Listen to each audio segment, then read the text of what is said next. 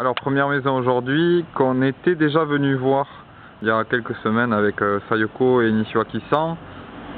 Je n'avais fait que des photos, donc comme ils nous ont proposé de la revoir et qu'ils auraient baissé le prix, je vais prendre la vidéo. Donc ça se trouve au bord de la rivière Shirakawa. Un peu plus à l'est, c'est la rue Shirakawa. Et puis ici, voici la maison. Je pense qu'en superficie, c'est assez proche de Demachi 1 et 2. Donc la façade n'est pas très jolie. Donc voilà, on rentre. Pour l'instant, le Genkan n'est pas complètement terminé, donc il y a une grande marche.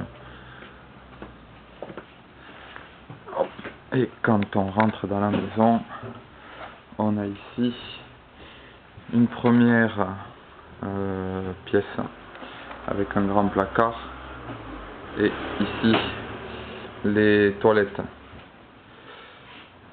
Je me retourne et j'avance vers le fond de la maison, le côté nord, où se trouve la cuisine, équipée bien sûr, un petit peu étroite, tout de même. Et puis, ici, il y a un mur de pierre, il n'y a pas grand chose. Voilà. Je reviens sur moi. Et de la cuisine, j'accède au coin lavabo et machine à laver. Et ici, en bleu, la salle de bain avec une baignoire de taille honorable.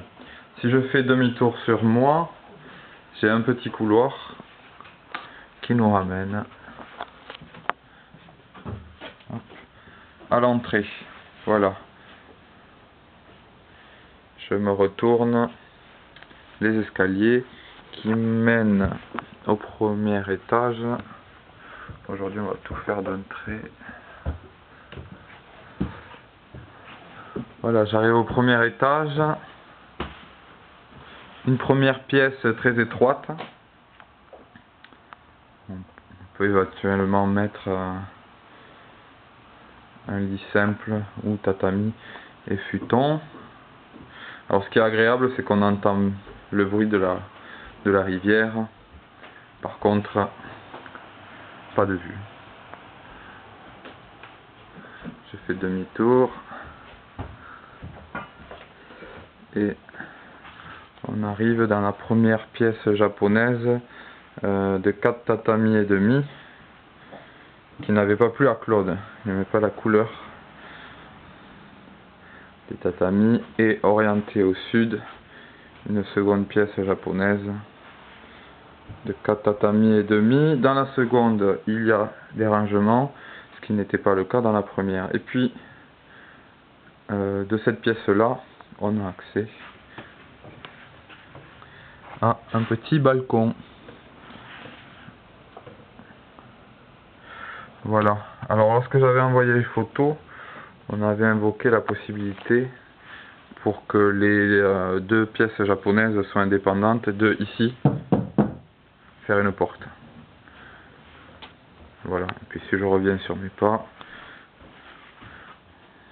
on quitte la chambre du sud japonaise, la chambre du nord japonaise, et donc ça serait faire une porte ici pour avoir deux chambres indépendantes. Voilà, c'est très bien placé. Je crois que Sayoko a légèrement négocié le prix. Voilà, la vue n'est pas extraordinaire, hein. On a un petit parking. Puis ici j'ouvre la moustiquaire, on a le Daimonji mais qu'on voit pas puisqu'il est incliné sur la façade. Voilà.